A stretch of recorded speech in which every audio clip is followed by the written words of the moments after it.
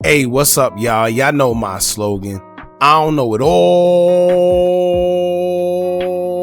but I know what I've been through. Now, before we get into this video, make sure you check us out on Patreon at www.patreon.com/Hookah Anonymous _. You guys been telling us to create one for the longest, so we recently created a community where we will upload videos that we can't share on YouTube due to their guidelines. We'll also be dropping the latest to there first, behind the scenes information that you wouldn't find anywhere else on our socials. So make sure you become a member, and after you do that, head over to our official Instagram page at Hookah Anonymous _ and follow us there.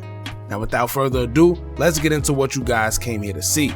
Now, I tried to leave this situation alone for the sake that the trial is coming up, so instead of guessing what's going on, we'll soon be able to get the facts instead of going off guesses, assumptions, and Blue's Clues. We know there's witnesses, we know there's people that will be testifying. We know of all the evidence they've made public that they claim that they have, so unless you have secret intel or information from someone straight involved in the case itself, then it makes no sense to try and crack the Da Vinci Code. And actually, there's guys involved in the case that don't know too much of what's going on themselves because they too only know what the prosecutors let them know that they have from their lawyers.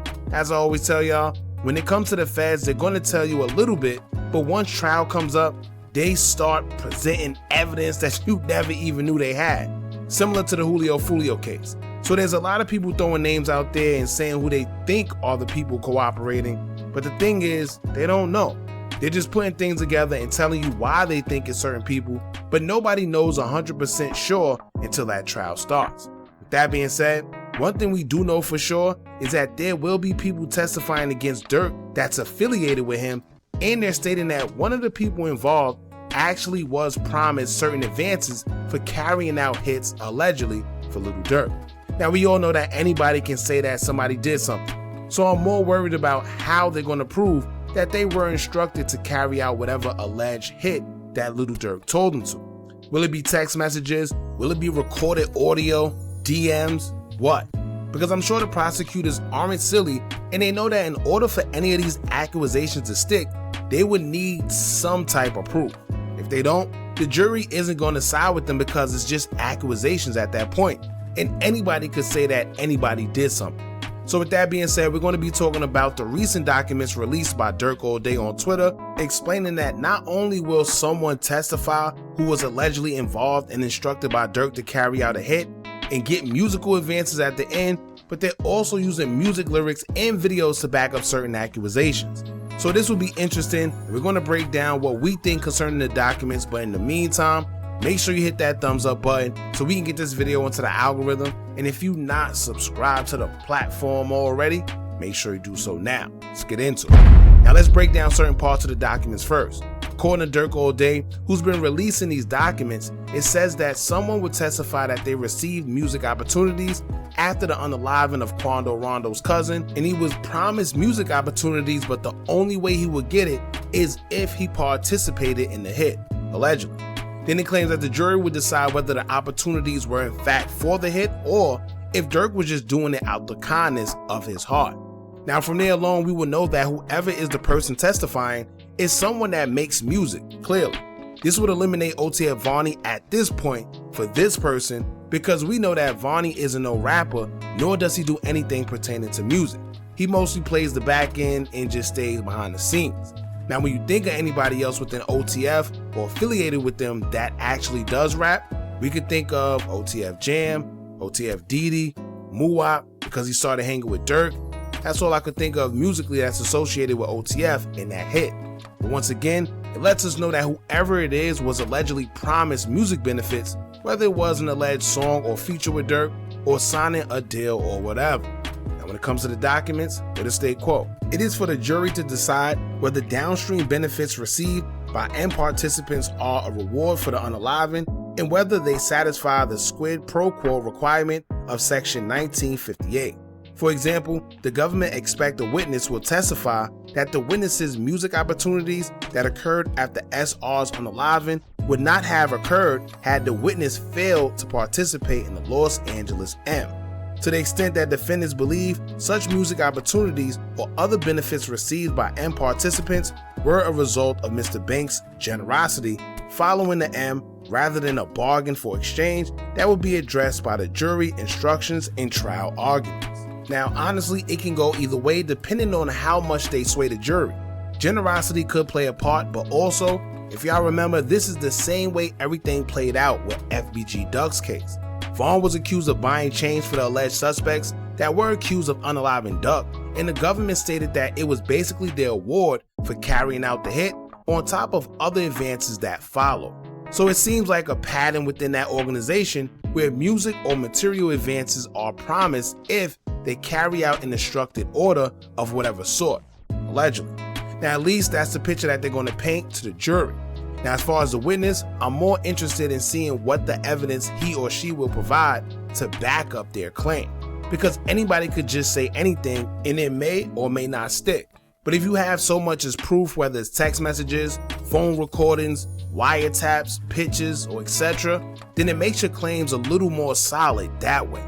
But once again, it confirms that whoever is testifying is someone who makes music, and whoever we seen pop out of that OTF camp after the hit of Lil Pab, and I guess that's who the fingers will be pointed at. Now, Durk all day would state that he or she takes it that the witness is saying that they don't think the opportunity would have came if it didn't do it, but nothing was ever promised, which is a good reach, but no. Clearly, we seen whoever the witness is state that they were told that if they didn't participate in the hit, then they wouldn't receive any advances, which will only mean that if they did, then they would get whatever was promised to them. So it's basically one of those situations where if you do this, I got you.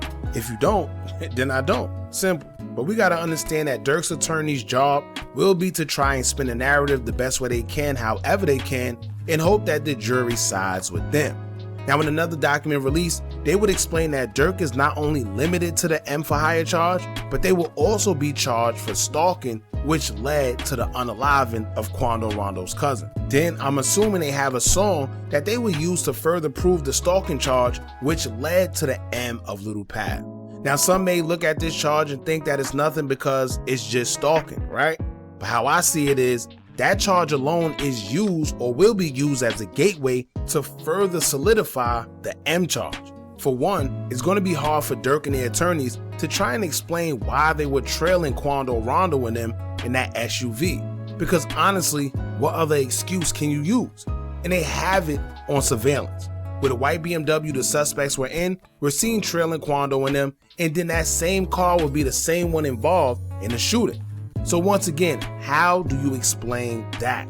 That charge alone will prove intent, and then I forgot what song it is, but the song where Durk kind of hints towards a similar scenario as that one, playing out where someone was also unalive, that's going to be the reference they'll probably be using as far as the song and the shooting together. But here's what the document said, as it will state, quote, "The government files the supplement to clarify one point that has been obfuscated by defense filing seeking to exclude core evidence at this M trial.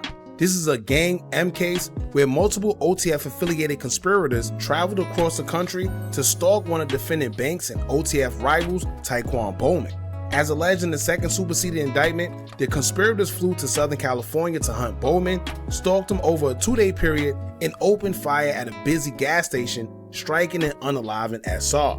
And while the government has alleged defendant Banks promised a reward to his conspirators if they could catch and unalive Bowman, this case is not limited to an M for hire charge. The SSI contains multiple counts, including a charge for stalking resulting in death, a broad charge that requires the government to prove the conspirators' plan and course of conduct, culminating in SR's unalive. For all the reasons set forth in the government's prior briefing, the evidence at issue, including the music admissions outlined in docket 367, are relevant and material to prove core issues for the M for hire scheme and the stalking and conspiracy charges. While defendants' filings narrowly focus on whether the disputed benefits the co-conspirators received SR's M4 within section 1958 squid pro quo requirement, such arguments are immaterial to the admissibly analysis for the stalking charge, which contains no squid pro quo requirement. Put another way, the nature of the promise to pay matters for the M for hire count, but any reward received for SR's M and brazen attempts by co-conspirators to unalive Bowman. both in Georgia in May 2021 and Los Angeles on August 18, 2022, is indisputably relevant to the stalking charge. As previously briefed, the benefits received and other disputed evidence are inextricably intertwined and material to prove, among other things, participation in the M scheme, the nature of the conspirators' relationship, and the structure of OTF, including defendant Banks' leadership of the criminal OTF subgroup. Now let me tell y'all this, if y'all think the feds is going to trial and did all these indictments just to use music lyrics as their sole evidence, you're sadly mistaken. It would be used in the sense of backing up certain arguments and points, but nonetheless, it's just filler in painting a picture of Lil Durk to the jury that he's this alleged menace to society that pays to get people gone. Whether it's true or not, it don't matter. When it comes to trial, all it's about is how you can convince the grand jury to believe the narrative you're pushing. Personally, I think it's just their way of not giving everything they got out so they can save the real evidence for trial and not show their hand. This way, Durk's attorneys wouldn't be properly ready to defend him against whatever they have, leaving them shaken, lost, and scrambling when it comes to trial. But once again, we'll just have to wait and see.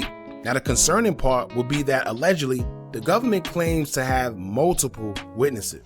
Not one, not two, not even three. They said multiple. I'm more interested in seeing who these witnesses are. The feds always pop out with something up their sleeve, so we'll just have to buckle up and get ready for the ride. Now, shout out to another user on Twitter by the name of You've Got Mel. She did a quick conclusion of what happened at the hearing hours ago that they had, and here's a few key points that stuck out. She states that the whole slide of Vaughn comments would be looked over, as well as text messages, videos, and etc., and mentioned that prosecutors will use gang experts to interpret everything, considering that they're trying to consider the OTF in them a gang. Now, the defense representing Durk argued that music is art and prosecutors will have to prove when the lyrics were written and or produced. As far as tweets and other online posts, they're claiming Durk never saw them. And then lastly, the cooperating witness that they have by the prosecutors is lying. Now also, if y'all remember, a motion to sever was put in where Durk would be excluded from his co-defendants, and I'm sure that's in attempts to keep himself out the way so he could work on the M for hire charge, because if they're separate, his attorneys can better defend him and not worry about his co-defendants and their charges. If Durk is in fact severed from them, then he would go to trial in April, but if he isn't, then the trial date would most likely be moved back again. Now they have another hearing in 2 weeks, and honestly y'all, this is looking like another Y&W Melly situation all over again. We're already in 2026, and these guys were picked up in 2024. The trial dates have been pushed back a couple of times, and we still ain't forget about FBG Duck suspects who also haven't been even sentenced yet, which is crazy. They've been found guilty in January of 2024, and it's already been 2 years of awaiting sentencing, which I never seen before, but as I told y'all, when it comes to that industry, nothing ever seems to amaze me. But aside from that, it seemed like OTF Twin, who is an associate of Lil Durk and them, also went to the hearing and showed his support. I don't know if this is because Durk's mom the last time said that basically none of his so-called friends showed up in court for him, and it was just her and India. So maybe he's showing face because of that, or he's being genuine. Who knows? Y'all jump in the comments, let me know what y'all think about this. Who y'all think these informants and witnesses are? Do y'all think that Durk might be in over his head with this one? Don't forget to like, comment, share, and subscribe. Hit that bell so you're notified every time we drop new content. And remember, as long as you keep on watching, I'm going to keep on dropping. I'm out.